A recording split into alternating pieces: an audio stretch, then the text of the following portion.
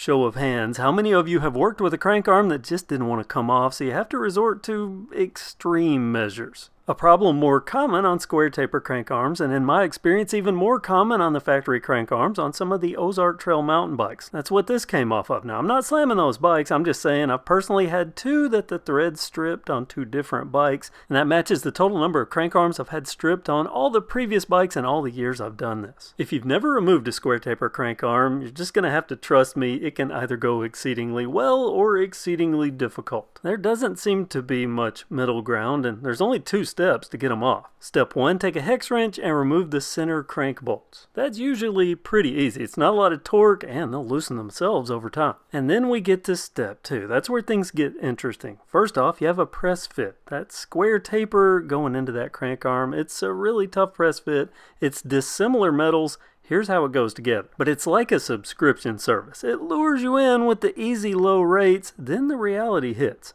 No standard tools anymore. You need custom tools to get the rest of this done. For years, I have used this, the Park Tool CCP22. It's as basic as it gets. KISS. Keep it simple, stupid. A tool designed to get the job done, and it doesn't cost a lot. I mean, this is a budget tool in the grand scheme of things, especially in the Park Tool world. $21.95. That's what the going price is today. And that's fair because these absolutely work. They have threads that match the inner threads on the crank arm, run the works out until the inner shaft is sufficiently recessed, then it's ready to thread directly into the crank arm. Custom designed just for this job. Matching threads. Just snug it down until it seats. Then the fun starts. Twirl around with excitement until it reaches bottom, and then you realize just how hard this becomes because you only have about a 6-inch handle to leverage pressure, and it almost always seats at the worst possible orientation for trying to use the crank arm to muscle against. So you can see my blue handle is somewhat chewed up in the same area, only on that one side, because almost always I have to cover it with a cloth and find a hammer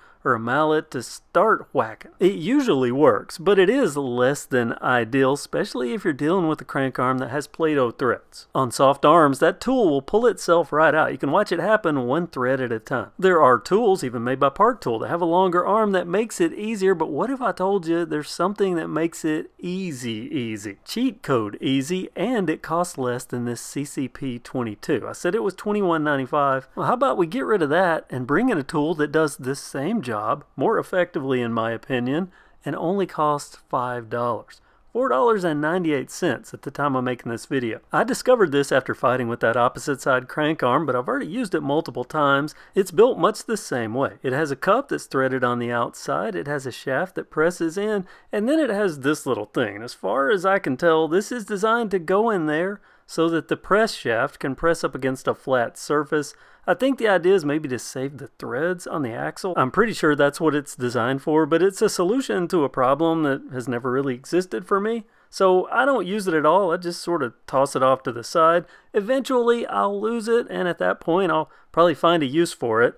But for right now, I don't use it. If you can think of any other possible application for this, comment below. But this is how I see it, and I don't see it as being something useful, so I just let it go. Focus on the main tool, which again, works exactly like the Park Tool, just without a handle for significantly less money. But there is an asterisk there because the way this is designed, you can use a wrench with this.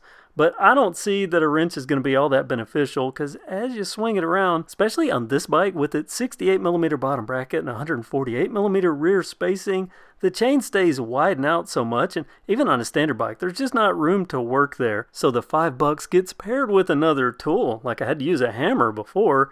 This time, I'm going to be using an impact driver. Seems excessive, but remember, these things can be exceedingly clingy like a bad girlfriend. So I want to bring in some power tools. I think any impact driver would pretty much do, and the impact's going to help break it without it actually breaking the threads. I'm pairing this with a 14mm socket, and yes, I know it's not an impact rated socket, but it's not going to take that much on this. This driver is 275 foot-pounds. I do have it on speed setting 1 righty-tighty because I'm tightening down to remove.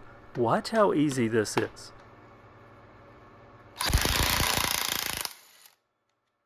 Effortless. Remember, the left side crank I had to cut off. isn't that better? A simple $5 tool, well, and the impact driver, but the $5 tool, and as I see it, this is far less chance of stripping threads because the impact, that helps work the press fit loose as the tool's pressure is pulling it away. So Park Tool, very usable, but this for $5. I mean, I just can't see how I wouldn't think this would be a better tool if I had an impact driver. And even if I didn't, there's some budget impact drivers out there. Harbor Freight, you can get them for like $20, which is just a few dollars more than that Park Tool. And wouldn't you rather a crank come off like that rather than that? I would. And the way I see it, reducing the chances of failure with a $5 tool asterisk plus impact driver. Easy victory, less swearing, and that's a good thing for all of us. What do you think? Comment below, links in the description. Thanks for watching, and have a great day.